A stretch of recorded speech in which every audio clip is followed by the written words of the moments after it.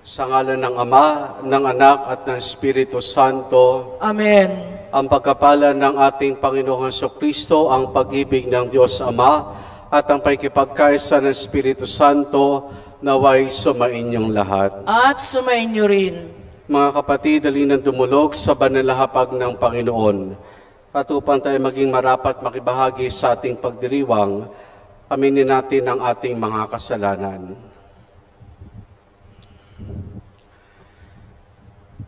Inaamin ko sa makapangyarihang Diyos at sa inyo mga kapatid, na lubha akong nagkasala sa isip, sa salita at sa gawa, at sa aking pagkukulang.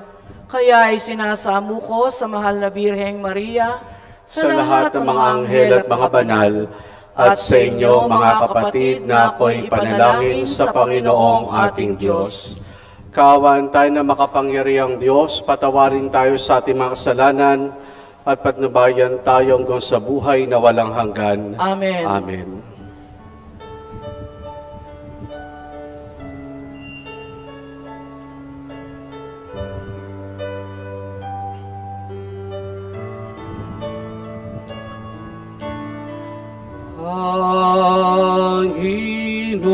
Panginoon, kahawan mo kami.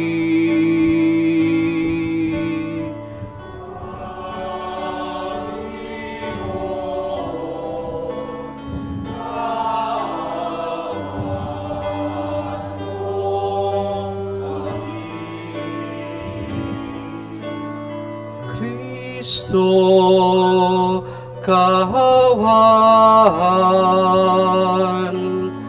mo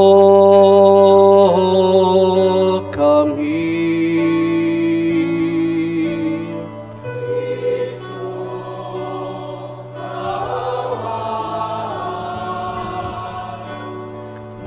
kahawan mo kami. Panginoon, kahawan mo kami.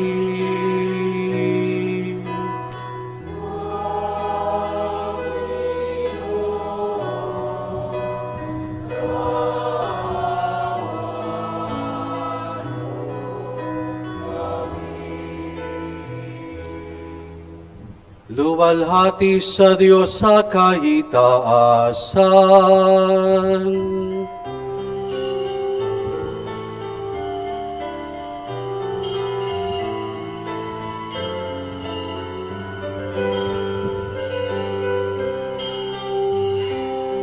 Luwalhati sa Diyos sa kahitaasan,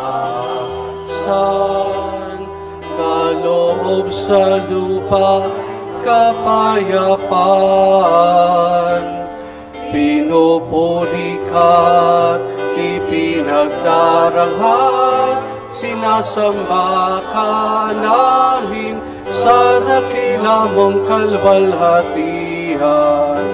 Panginoon naming Diyos, Hari ng langit, Amang makapangyarihan, Panginoong Hesukristo, bugtong na anak ng Diyos, Kordero ng Ama, ikaw na nag-aalis ng mga kasalanan ng sanlibutan.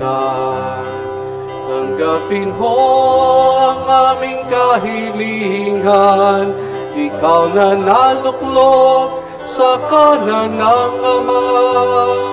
Maawa ka sa amin, ikaw lamang ang banal, Panginoong Hesukristo, kasama ng Espiritu, sa luwalhati ng Ama. Amen. Amen. Amen. Amen. Manalangin tayo. Ama naming makapangyarihan, pakundangan sa pagkapakumbaba ng anak mong masunurin, ibinangon mo sa pagkadapa ang sangkatauhang masuwayin. Ipagulob mo sa amin ang banal na kagalakan upang kaming sagip mo sa kalipinan ay magkamit na yung ligayang walang katapusan sa pamamagitan ni Jesus, kasama ng Espiritu Santo magpa sa walang hanggan. Amen. Sa unang pagbasa, ipinahahayag ni Propeta Isaías ang malaking kagalakang darating sa pag-aliw niya sa kanyang bayan.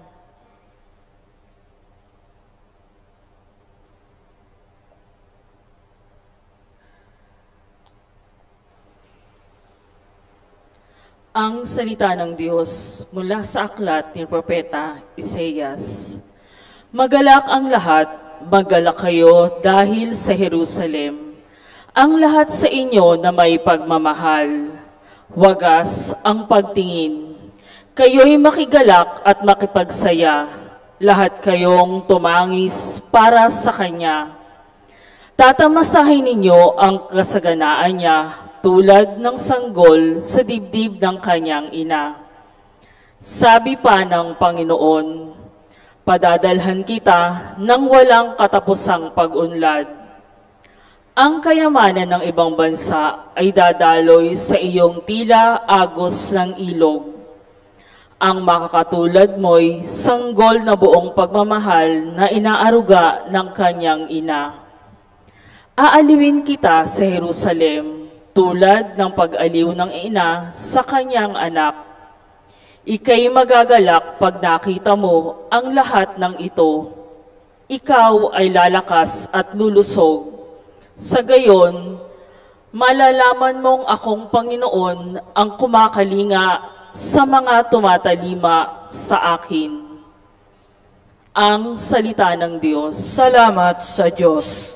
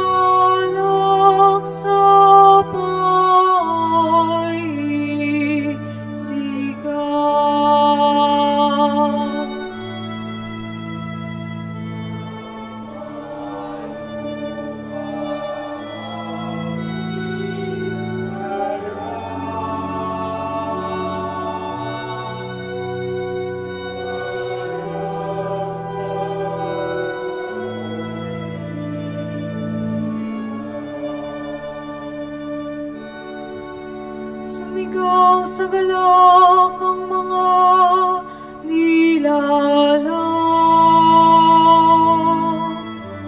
at purihin ang Diyos na may kagalakan, wagas na pagpuri sa Kanya'y ibigay.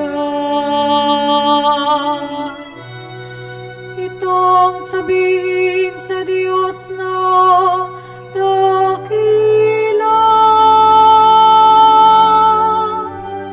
ang mga gawa mo ay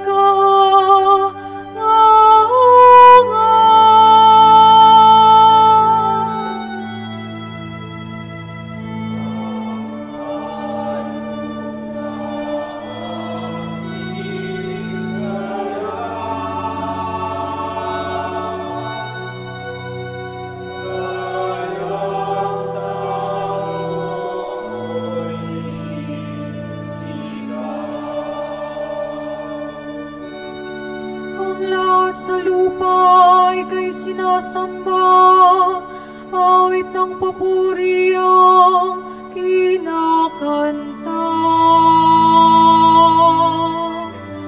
Ang iyong pangalay pinupuri ni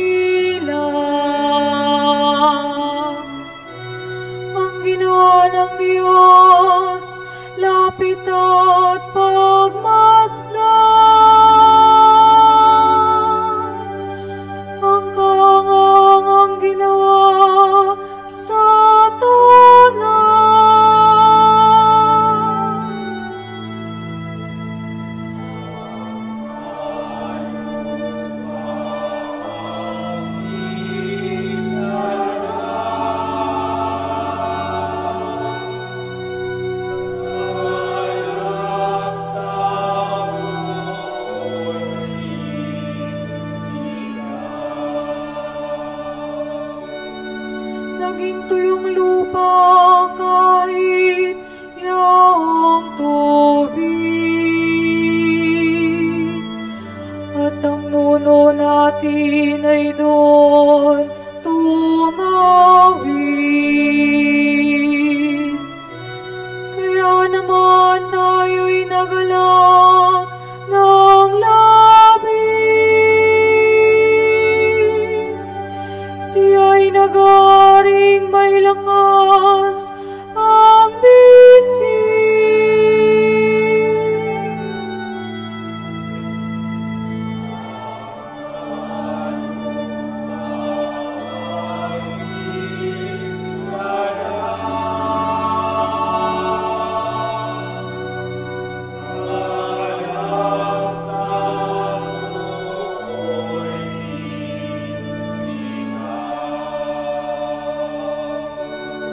Lapit at makinig ang nagpaparangal sa Diyos, sa inyo'y aking isasaysay. Ang kaniyang ginawang mga kabutihan.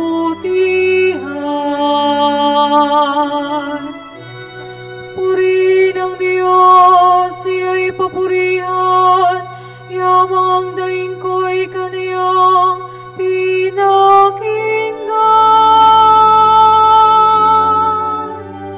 At ang pag-ibig niya ay aking kinamtan.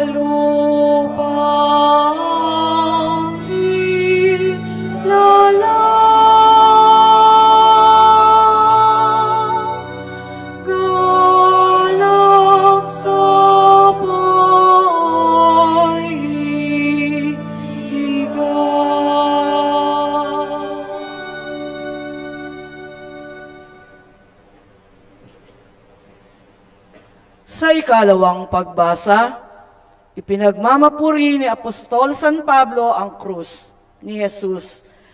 Ang mga pilat niya ay nagpapatunay na siya ay alipin ni Jesus.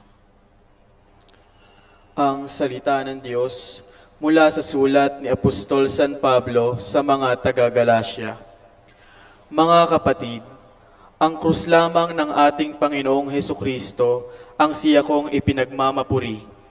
Sapagkat sa pamamagitan ng kanyang krus, ang sanlibutay patay na para sa akin at ako'y patay na para sa sanlibutan. Hindi mahalaga kung tuliman o hindi ang isang tao. Ang mahalaga ay ang pagiging bagong nilalang. Sa lahat ng namumuhay ayon sa tuntuning ito at sa mga nananatiling tapat na bayan ng Diyos, naway sumakanila ang kapayapaan at pagpapala ng Diyos. Kaya mula ngayon, huwag nang dagdagani numan ang aking tiisin. Sapat na ang mga pilat ko para makilalang ako'y alipin ni Jesus. Mga kapatid, sumainyo nawa ang pagpapala ng ating Panginoong Hesukristo. Amen. Ang salita ng Diyos. Salamat sa Diyos. Sa mabuting balita, isinugo ni Jesus ang 72 upang maghatid ng kapayapaan sa bawat bayan at ipahayag ang sa lahat na nalalapit na ang paghahari ng Diyos.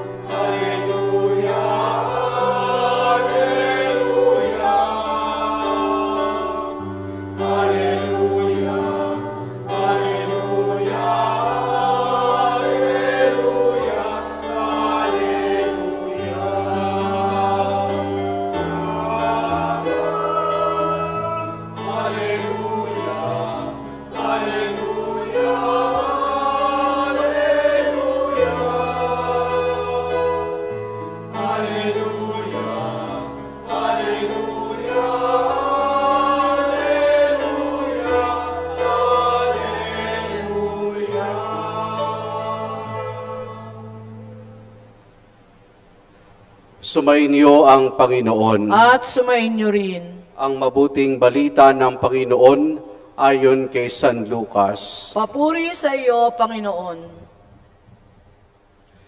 Noong panahong iyon, ang Panginoon ay humirang pa ng 72. Pinauna niya silang dala-dalawa sa bawat bayan at pook na patutunguhan niya. Sinabi niya sa kanila, saganang aanihin, ngunit kakaunti ang manggagawa. Idalangin ninyo sa may-ari na magpadala siya ng mga manggagawa sa kanyang bukirin. Humayo kayo. Sinusugo kayo para mga kordero sa gitna ng mga asong gubat. Huwag kayong magdala ng lukbutan, supot o panyapak. Huwag na kayong titigil sa daan upang makipagbatian kanino man. Pagpasok ninyo sa linmang bahay, sabihin muna ninyo, maghari nawa ang kapayapaan sa bahay na ito. Kung maibigin sa kapayapaan ang nakatira roon, sa kanilang kapayapaan. Ngunit kung hindi sila magkakamit nito. Manatili kayo sa bahay na inyong tinutuluyan, kanin ninyo at inumin ang anumang idulot sa inyo, sapagkat ang manggagawa ay may karapatan tumanggap ng kanyang upa. Huwag kayo magpapalipat-lipat ng bahay. Kapag tinanggap kayo sa alimang bayan, kanin ninyo ang anumang ihain sa inyo. Pagaling ninyo ang mga may sakit doon at sabihin sa bayan, nalalapit na ang paghahari ng Diyos sa inyo. Ang mabuting balita ng Panginoon. Pinupuri ka namin, Panginoong Hesukristo.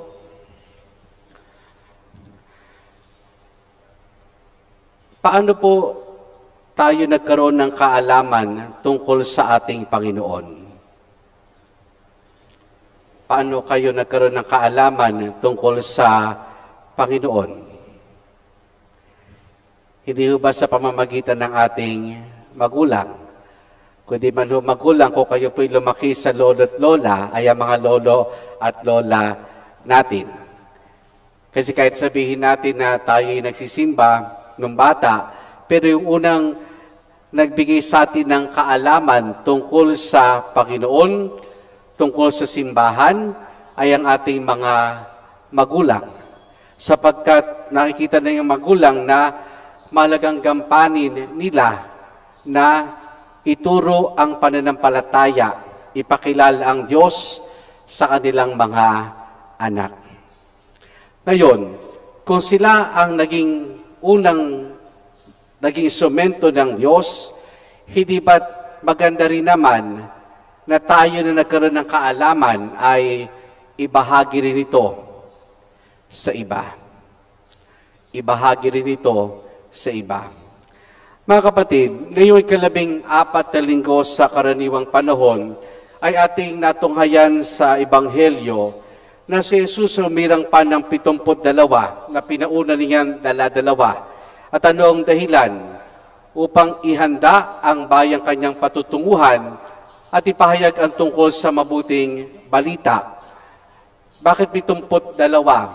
Kasi paniniwala po nung panahon iyon na yung bilang na 72 ang bilang ng mga bansa nung panahong iyon.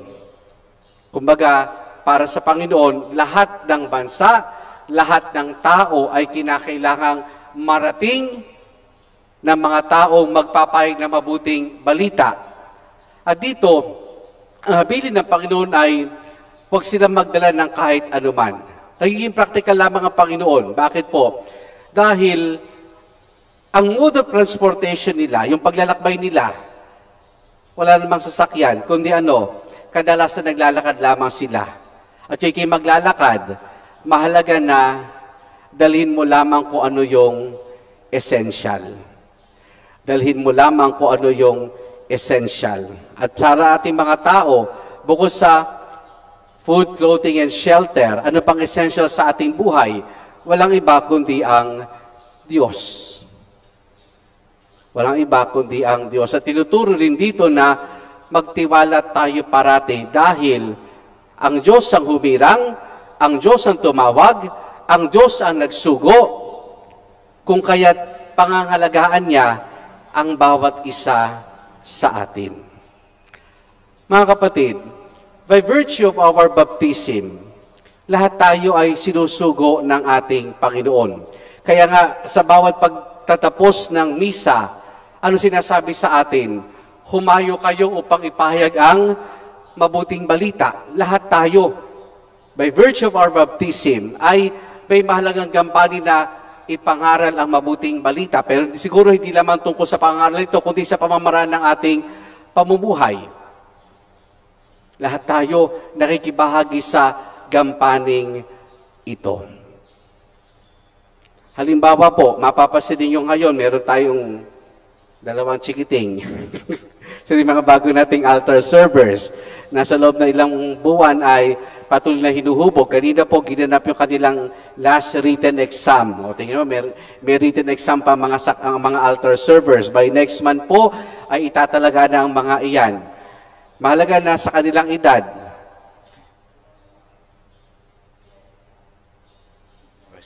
Isang 10 years old, isang 12 years old. Mahalaga na sa kanilang murang edad ay, iba namumulat na sila na pero silang kayang gawin para sa Diyos. Pero silang kayang gawin para sa Diyos. At anong kaya nilang gawin? Yung pagsaserve sa misa. Ito'y pamamaraan nila para makibahagi sa gawain ito ng pinagkatiwala ng Panginoon sa simbahan. Kaya di siguro sa ating sariling pamilya, paano tayo maaaring magiging misyonero sa ating sariling pamilya? Halimbawa po, yung pagdarasal bago kumain. Sa ganung pamamaraan, napapaalala sa atin na kung ano man yung meron tayo sa hapagkainan natin ay galing sa Diyos.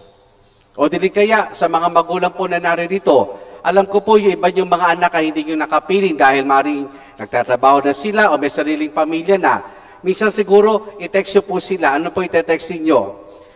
Anak, araw ng linggo ngayon, magsimba ka. O kaya ay, baka makalimutan mong magsimba. Simpleng paalaala. Pero, yun ang isang simpleng pamamaraan kung paano tayo nakikibahagi sa misyong ipinagkatiwala ng Panginoon sa bawat isa sa atin. Simpleng text, anak, baka hindi ka pa nakapagsisimba, magsimba ka. O anak, bago ka pumasok sa opisina, sa trabaho, huwag makalimutang magdasal. Mga simpleng paalaala. Siguro sa umpisa, maninibago ang anak ninyo. Nanay ko ba ito? Tatay ko ba ito? Nagte-text ang ganito? Pero sa simpleng pamamarang iyon, napapaalalahanan ninyo inyong mga anak at isang pamamaraan kung paano tayo nakikibahagi sa gawain ito ng ating simbahan, ng ating Panginoon. Pero ito, sa Ebanghelyo rin po, mayroong babala ang Panginoon. At anong babala dito? Sinusugo ko kayong parang mga kordero sa gitna ng mga asong gubat. Sinusugo kayo bilang mga kordero sa gitna ng mga asong gubat. Anong pinapaiwatig dito ng Panginoon? Na ang gawain ito ay hindi madali. Ang gawain ito ay hindi madali. Merong pag-uusig, may pag-aalipusta, maaaring pagtawanan tayo. Halimbawa po sa opisina, sa trabaho, pagdadasal ka, tapos makikita ka nung kasama mo nagdarasal, ngingiti lang sa iyo. Pero sa yung ngiting iyon, alam mong merong tumatakbo sa kanilang isipan. O dili kaya, gumawa tayo ng kabutihan, dahil ito yung natinig na simbahan na gumawa ng kabutihan. Minsan yung paggawa natin ng kabutihan, pinag-iisipan ng masama.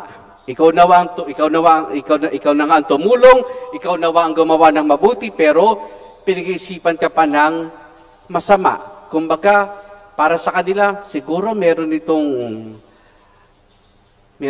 ibang intensyon, meron itong ibang gustong ipakita. Pag-isipan tayo ng masama.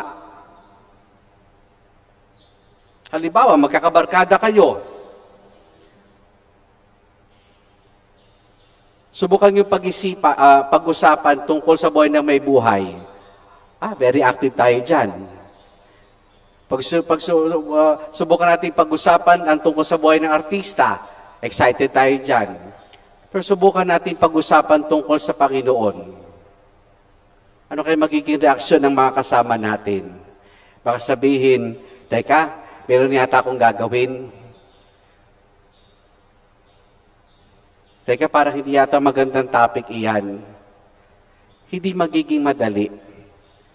May alipusta sa atin, may magtatawa sa atin, may mag-iisip sa atin ng masama. May mag-iisip sa atin ng masama. Pero sa gitna ng lahat ng ito, pagpatuloy tayo. Sabi nga ni Jesus, kung di kayo tinanggap sa isang bayan, magpatuloy kayo. Magpatuloy tayo. Kung di nila kayang tanggapin, ipagdasal na lamang natin sila na maging bukas din sila sa ganitong mga bagay tungkol sa ating pananampalataya. Huwag nating ipilit ang mga bagay na ayaw nila. Pagdasal na lamang natin sila na maging bukas sila sa pamamaraan at pagkilos ng ating Panginoon. Mga kapatid, sa misang ito, ipagdasal natin parating na tayo'y mapaalalahanan ng Panginoon na anuman ang katatayuan natin sa buhay, bata, kabataan, nakatatanda, manggagawa, sa bahay, kapitbahay, na bawat sa atin ay may mahalagang gampanin, misyong tinanggap mula sa Panginoon, ipinagkatiwala sa ating Panginoon. Hindi magiging madali, pero tayo ay patuloy na gagabayan at sasamahan ng ating Panginoon. Amen.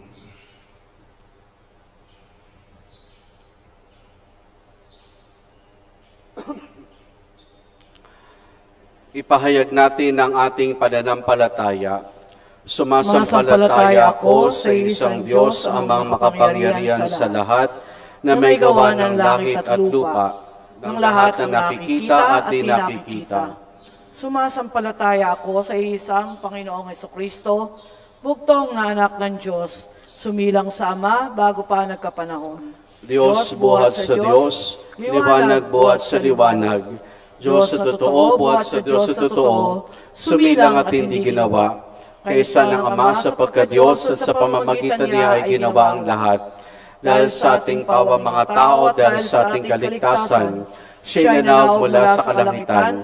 Nagkatawang tao siya lalang ng Espiritu Santo, kay Mariang Biret at naging tao. Ipinako sa krus dahil sa atin, nagpakasakit sa hatol ni Poncio Pilato, namatay at inilibing. Muli siyang nabuhay sa 3 araw ayon sa banal na kasulatan. Umakyat siya sa kalangitan at lumuklok sa kanan ng Amang may kapal. Paririto siyang muli na may dakilang kapangyarihan upang hukuman ang mga buhay at mga patay. Sumasampalataya man ako sa Espiritu Santo, Panginoon at nagbibigay buhay, na nanggagaling sa Ama at sa Anak, sinasamba siya at pinararangalan, kaysa ng Ama at ng Anak, nagsalita siya sa pamamagitan ng mga propeta. Sumasampalataya man ako sa isang banal na simbahang katolika at apostolika, gayon din sa isang binyag sa ikapagpapatawad ng mga kasalanan, at hinihintay ko ang muling pagkabuhay ng nangamatay at ang buhay na walang hanggan. Amen. Bilang sambayanan ng Diyos, dumalangin tayo sa Amang maawain para sa kapayapaan, pagkakaisa at pagkakasundo ng sanilikha ating isamo. Panginoon, ipagkaloob sa amin ang kapayapaan. Panginoon, ipagkaloob sa amin ang kapayapaan. Para sa simbahan, upang magpadala pa ang Panginoon ng mga manggagawa sa kanyang bukirin, dumalangin tayo sa Panginoon. Panginoon, ipagkaloob sa amin ang kapayapaan. Para sa kapayapaan ng mundo, lalo na sa Ukraine at gitnang silangan, upang gamitin ang yaman ng mga bansa, hindi sa pakikipagdigma, kundi sa pagtulong sa mga mamamayan at kapwa bansang lugmok sa kahirapan, dumalangin tayo sa Panginoon. Panginoon, ipagkaloob sa amin ang kapayapaan. Para sa ating bansa, upang ang namumuno at mamamayan ay magkapit kamay sa ikapagkakamit ng katarungan, pag-asa at kapayapaan, dumalangin tayo sa Panginoon. Panginoon, ipagkaloob sa amin ang kapayapaan. Para sa ating lahat, upang ang pagdiriwang ng banal na Eucharistia ay magdulot ng kapayapaan sa mga pamilya. Dumalangin tayo sa Panginoon. Panginoon, ipagkaloob sa amin ang kapayapaan. Para sa mga yumao, upang makamit nila ang kapayapaang walang hanggan, dumalangin tayo sa Panginoon. Panginoon, ipagkaloob sa amin ang kapayapaan.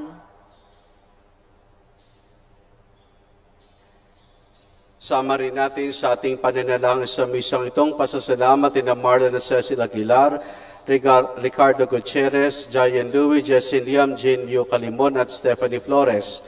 Para sa natatayang kahilingan ni na Josephine Bardos, Al Joseph Javier, Alfonso Alan Santos, Alan Mark Tacorda at Erica Juan. Patuloy natin dalangin na pagbuti ng kalusugan ni na Tony Cruz, Edita de Guzman, Jobel Lopez, Gary Laderas, Crisanta Arcega, at Agring Laderas. At para sa kapayapaan ng kaluluwa ni na Valentina, Orlando, Alexis, Elvira, Elisa, Avelina, Jorish, Ernesto, Yolando, Mamerto, Kenji, John Michael, Luisa, Estelita, at Florencio. Ating dulog sa Diyos, iba pa nating intensyon at panalangin. Amang mapagmahal, dinggin ang aming panalangin. Tulungan kaming mapaghari sa daigdig ang kapayapaang nagmumula sa mga puso naghahanga dito sa pamamagitan ni Jesus kasama ng Espiritu Santo magpasawalang hanggan. Amen.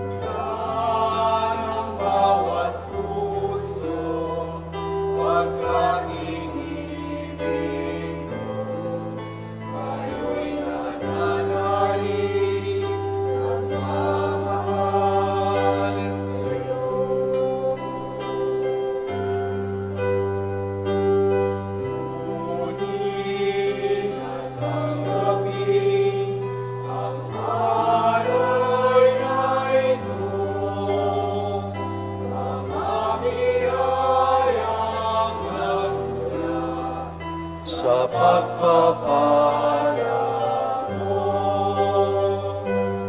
ganda ng bawat puso, wag kang inibig mo. Kayo'y nananalig, nagmamahal sa'yo.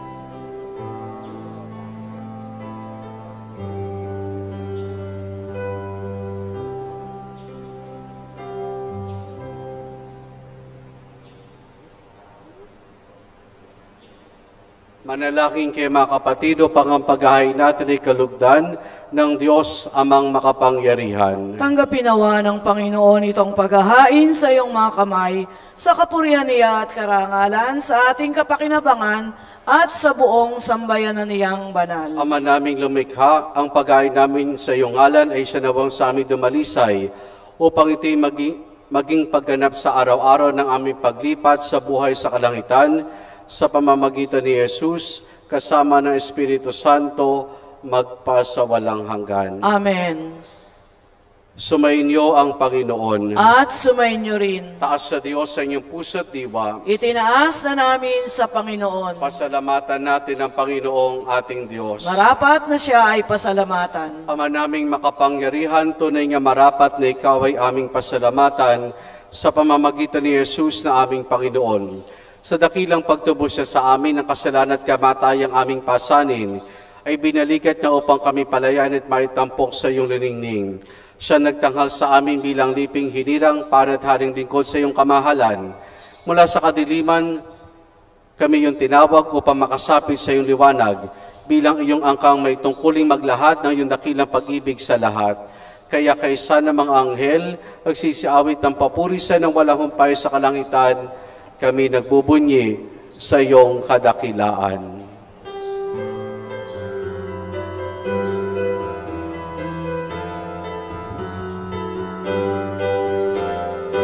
Santo, Santo, Santo, Diyos makapangyarihan, puspos ng walhati ang langit at lupa. Hosana, Hosana, sa kahitaasan, pinagpalang narito sa ngalan ng Panginoon. Hosana, Hosana, sa kahitaasan. Hosana, Hosana, sa kahitaasan.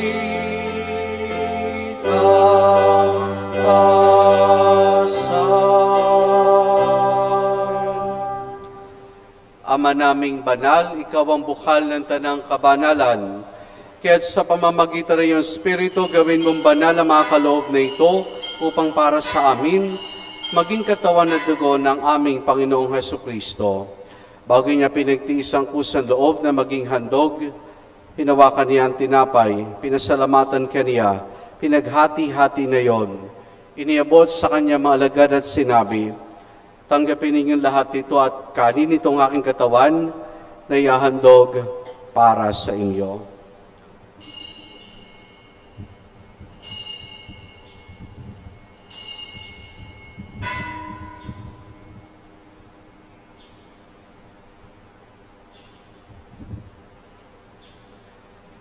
Gayun din naman nang matapos ang hapunan, hinawakan niya ang kalis, muli kanyang pinasalamatan. Iniabot niyang kalis sa kanyang maalagad at sinabi, tanggapin ninyong lahat ito, tinumin itong kalis ng aking dugo, ng bago't walang hanggang tipan. Ang aking dugo na ibubuhos para sa inyo at para sa lahat, sa kapagpapatawad ng mga kasalanan. Gawin ninyo ito sa pag-alaala sa akin.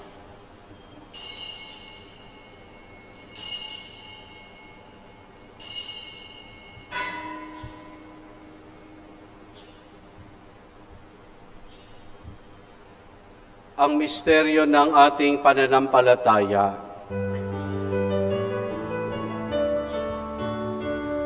Si Kristo ay gunipahin, sarili ay inihain, bilang pagkain tinumi, pinagsasaluhan natin, hanggang sa siya'y dumating, hanggang sa siya'y dumating. Ama, ginagawa namin ngayon ang pag-alaala sa pagkamatay at muling pagkabuhay ng iyong anak, kaya tiniyalay namin sa iyo ang tinapay na nagbibigay buhay at ang kalis sa kakaloob ng kaligtasan.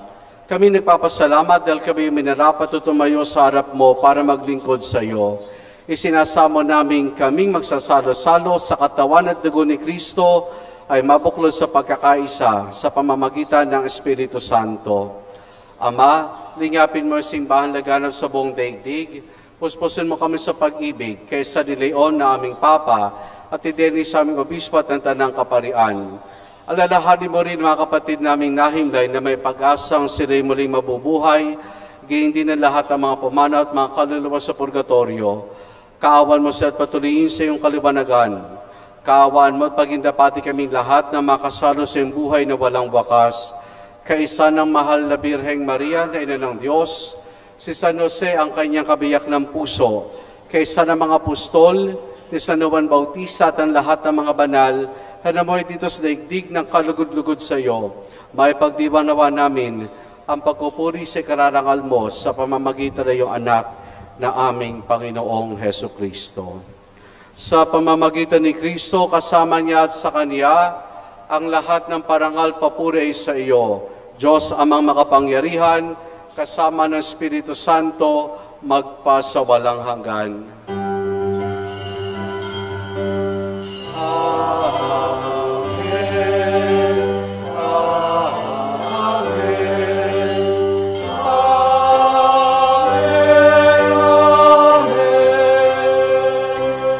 Magsitayo po ang lahat. Sa tagupiling manakagagaling na utos sa turo ni Jesus na Panginoon natin na Diyos, ipahayag po natin ang lakas loob.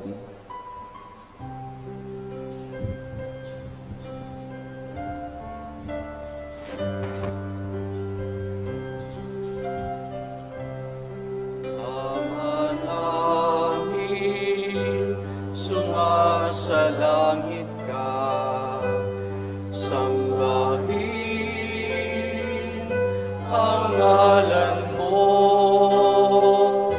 mapasa amin ang kaharian mo, sundin ang loob mo dito sa lupa para nang sa langit.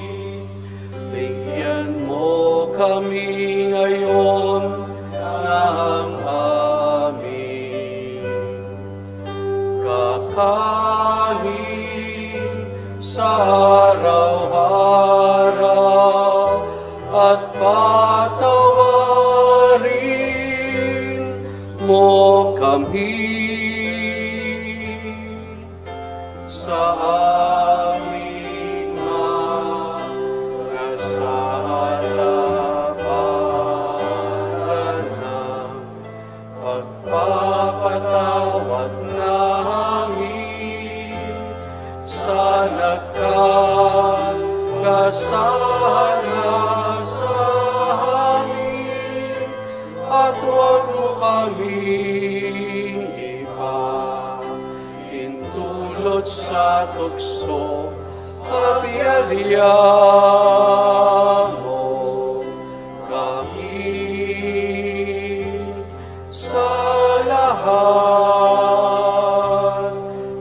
ng sama. Hinihiling namin kay Medias sa lahat ng masama, pagkalooban ng kapayapaan araw-araw, iligtas sa kasalanan, at ilayos lahat ng kapahamakan, samantalang aming masayang pinananabikan ang dakilang araw ng pagkapahayag ng tagapagligtas naming si Jesucristo. Sapagkat iyo ang kaharian at ang kapangyarihan at ang kapurihan magpakailanman. Amen. Panginoong Jesucristo, sinabi mo sa mga apostol, kapayapaan ang iniwan ko sa inyo, ang aking kapayapaan ang binibigay ko sa inyo. Tunghayan mo ang aming pananampalataya at huwag ang aming mga pagkakasala. Paglooban mo kami ng kapayapaan at pagkakaisa ayon sa iyong kalooban, kasama ng Espiritu Santo magpasawalang hanggan. Amen. Ang kapayapaan ng Panginoon ay lagi nawang sumainyo. At sumainyo rin. Mga kapatid, maghangad at magbahagi po tayo ng kapayapaan ni Jesus sa isa't isa. Peace be with you po.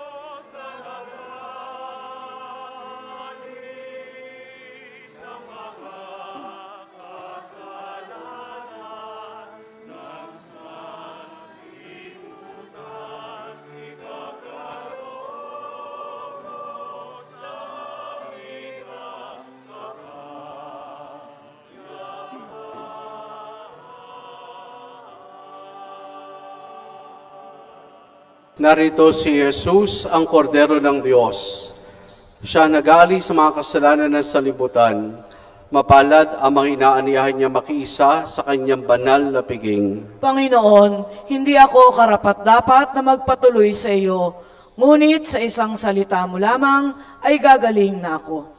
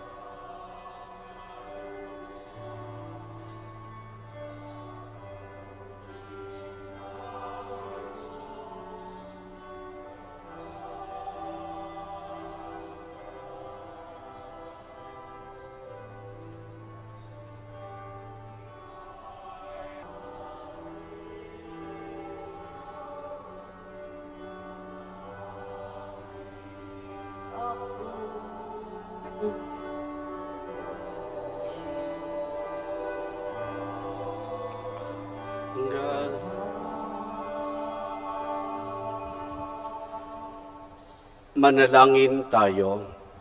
Ama naming mapagmahal, kami yung pinapakinabang iloobin mo laging lumingon sa pinanggalingan ng tanggap namin ngayon para pagsaluhan sa pamamagitan ni Jesus kasama ng Espiritu Santo magpasawalang hanggan. Amen. Sumainyo ang Panginoon At sumainyo rin. at pagpalain tayong lahat ng mabuti't mapagmahal na Diyos Ama, Anak, at Espiritu Santo. Amen. Naialin na po natin ang pagdiriwang ng banal na misa. Humayo tayo na patuloy na nakikibahagi sa misyong ipinagkatiwala sa atin ng Panginoon. Salamat sa Diyos. Purihin po natin ang ating Panginoon.